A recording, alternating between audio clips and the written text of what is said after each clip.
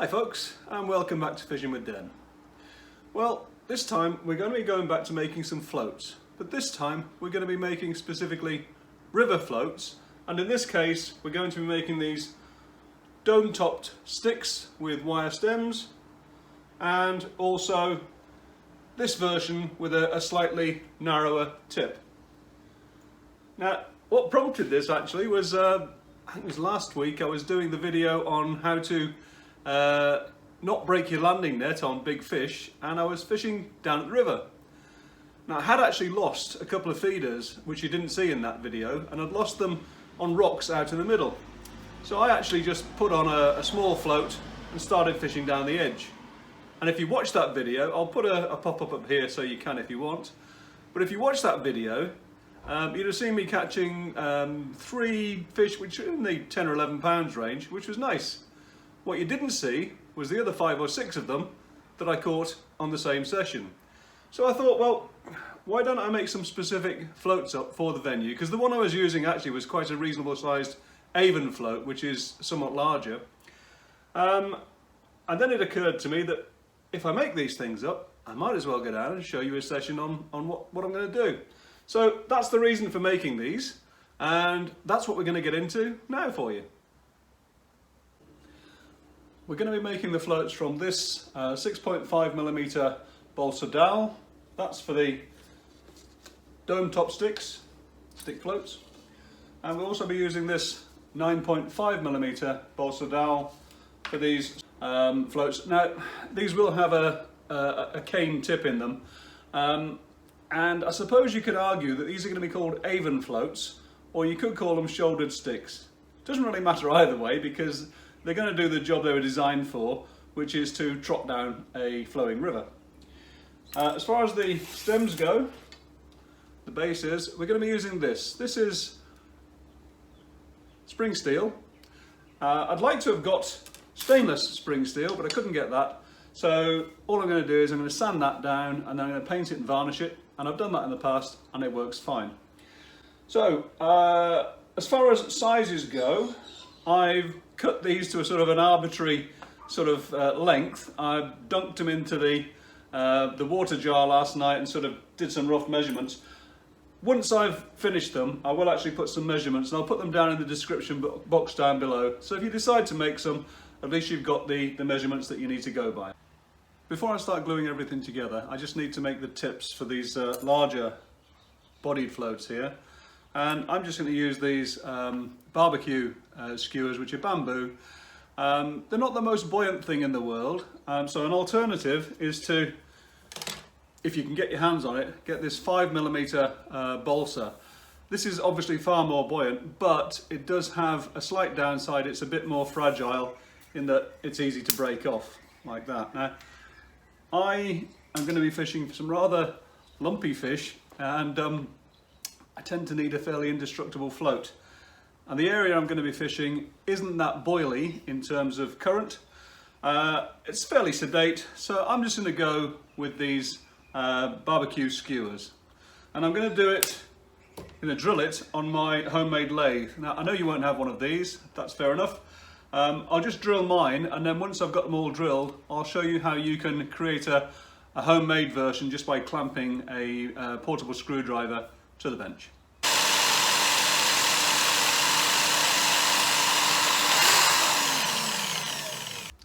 So that's the hole I've just drilled. That's the bamboo tip. I just insert that.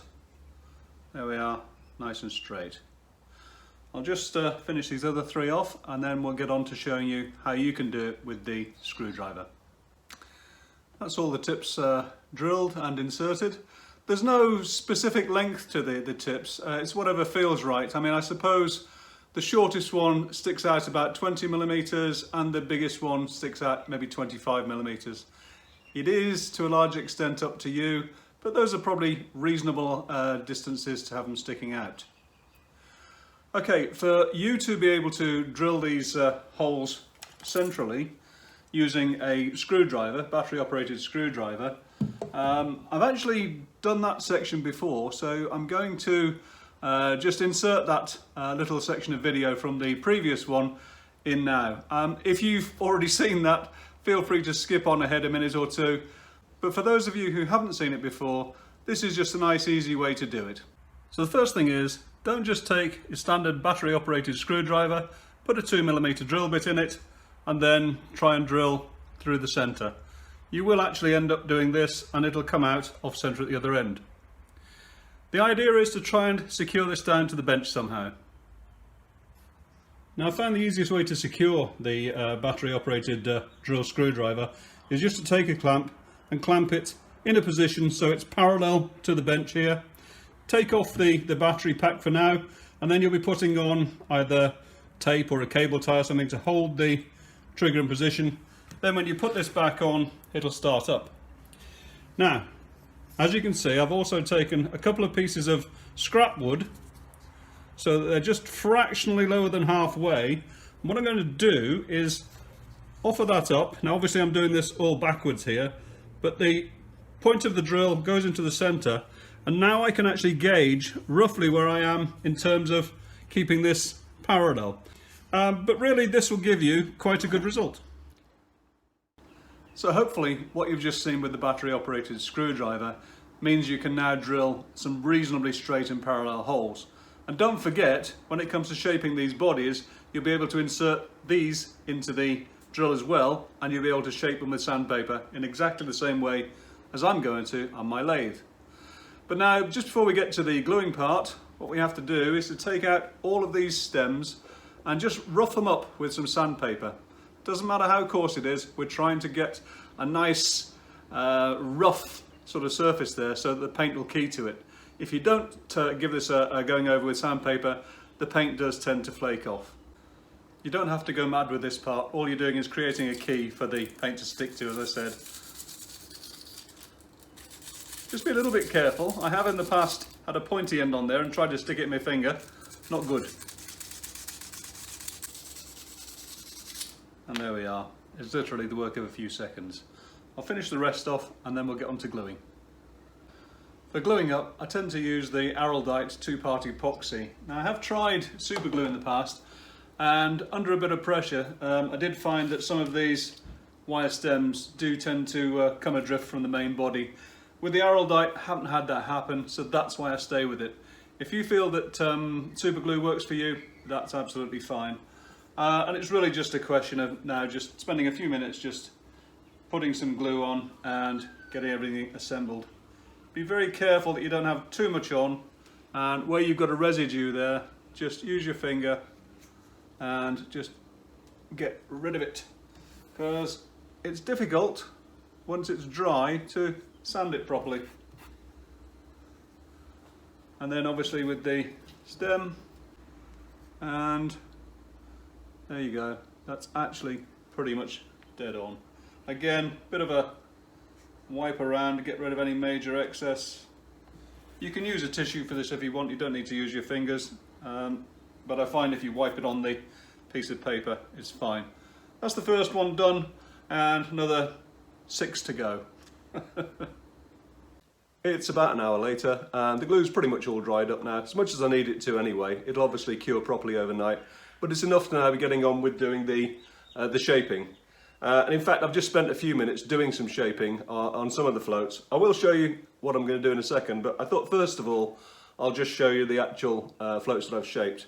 If we start with the first one, this is the dome-topped stick float, and literally I've just rounded the top over and shaped the lower area here just to go into the stem itself. On the bigger float, the ones which are either going to be called shouldered sticks or Avon floats, everything's put together, and again I've given myself a fairly reasonable shoulder on there, so if I want to hold back I can, and then I've just tapered it down there. So those are the two shapes we're going to get, and I've left myself 2 floats to be able to show you. But the first thing I need to show you is that that's my chuck fully wound up, and I can now just put it, it doesn't fit, okay? And I also found the same occurs with my battery operated screwdriver there. So what I did for the other ones, I can just grab this, just got myself a bit of electrical tape and wound it on around like that. Doesn't have to be anything fantastic, this. We're just bulking out the stem, pretty much like that. Complete mess, but it'll do. Then what I'm going to do is just open up the jaws and place this inside there. You have to make sure you've got it central, obviously, but that will now hold that. Tighten it up quite good, and that will now hold it for you. So I'll turn this on, and I'm going to use a fairly coarse grade of sandpaper first of all. This is 120 grit. Remember, I showed you earlier on about having to use your battery operated drill. You can do the same when you're doing the sanding with that. Make sure you hold this end, otherwise it will spin out of control.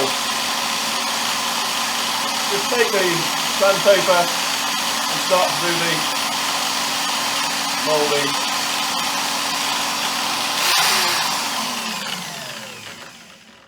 I won't try and talk over the actual drill, I'll finish that in a second.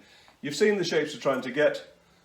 Dome at the top, slightly thinner taper down at the bottom, and the same for the other ones too. Now just before we finish off on the sanding, as I said, I was using 120 grit to do the basic shaping there. I'm going to finish it off with this emery paper, emery cloth, which is 600 grit, just to get everything nice and smooth. That's everything ready for painting now, and I'm going to use my super high-tech spray booth, which obviously has no ventilation, so I'm going to make sure I wear a mask for this because I'm going to be using spray paint. Now this is just a Spray Easy Paint and Prime, which I bought from the local DIY store, and it's worked quite well. Now previously, if you've watched my videos, some of the early ones, you'd have seen me just using a paintbrush to put it on. I just find this is easier because I get bored with painting. Entirely up to you. You can use a paintbrush or you can use this as well, but this is what I'm going to use. And I'm also got one of these latex gloves on because I'm going to hold the floats and spray at the same time, so you don't want to get the paint on your hand. I'm going to put 2 coats on. The first coat will go on, I'll allow that to dry, and then I'm going to use that emery paper, the 600 grit. I'm just going to smooth it down again. That'll get rid of any sort of sticky out hairs and things like that from the balsa. Then I'll put the second coat on, and after that all we have to do is to get the tip colours on. Oh, and of course the polyurethane coat at the end.